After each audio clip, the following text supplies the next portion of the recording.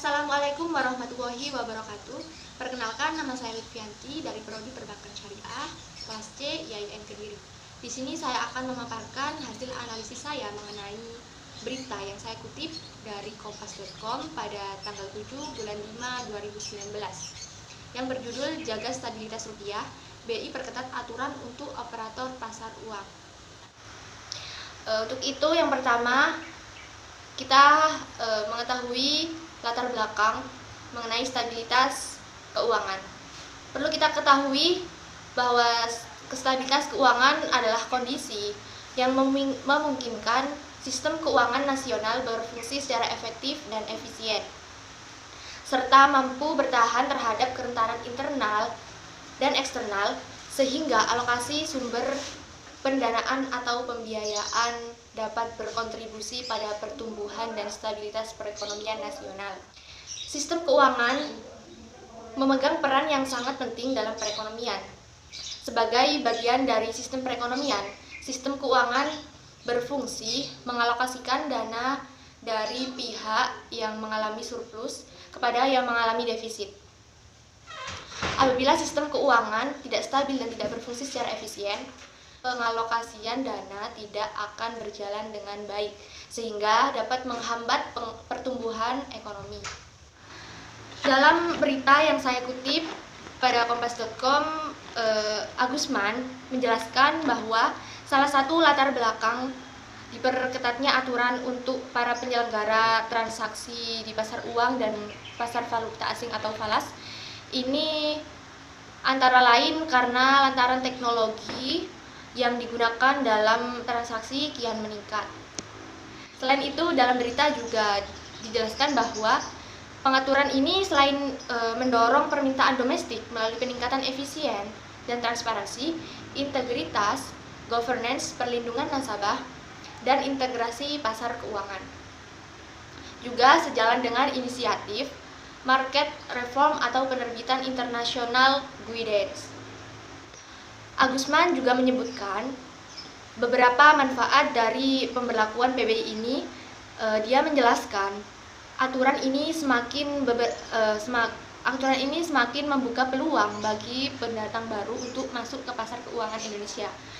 Sebab aturan bagi para penyelenggara transaksi pasar uang dan falas sudah memberikan kejelasan status hukum,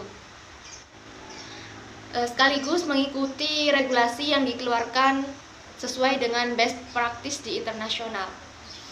Sementara itu, bagi pengguna jasa ada manfaat efisiensi, transparansi, dan perlindungan nasabah, jelas Agusman. Seiring dengan meningkatnya kemajuan teknologi, sehingga penting bagi Bank Indonesia untuk melakukan pengawasan terhadap seluruh transaksi di pasar uang dan pasar valuta asing melalui pengaturan terhadap penyelenggara transaksi, sarana pelaksana transaksi di pasar keuangan termasuk di pasar valuta asing telah berkembang pesat. Dalam sektor perekonomian terdapat dua sektor yang saling berkaitan, yaitu sektor keuangan dan sektor real. Kedua sektor ini berhubungan satu dengan yang lain. Jika keduanya berjalan dengan baik, maka sistem perekonomian sebuah negara akan baik, dan juga sebaliknya, apabila kedua atau salah satu keduanya bermasalah, maka akan berpengaruh pada stabilitas sistem keuangan negara. Kedua sektor tersebut perlu dijaga karena mempengaruhi stabilitas keuangan negara.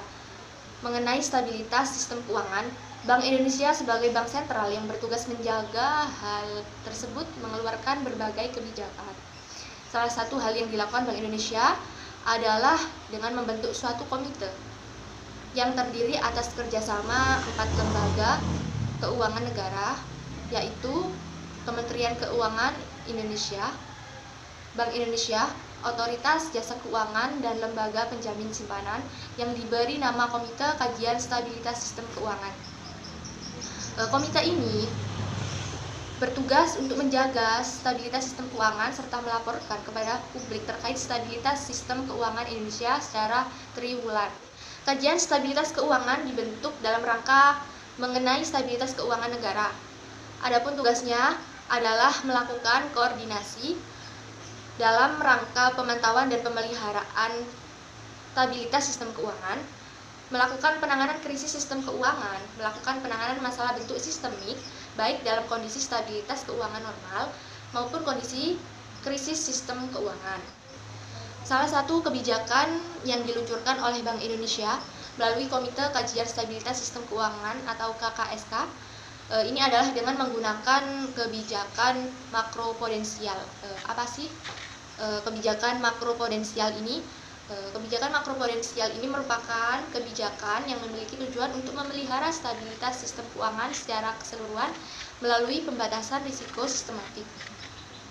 Pendekatan yang digunakan dalam menerapkan kebijakan makroprudensial ini bersifat top down, sehingga mencakup seluruh elemen sistem keuangan.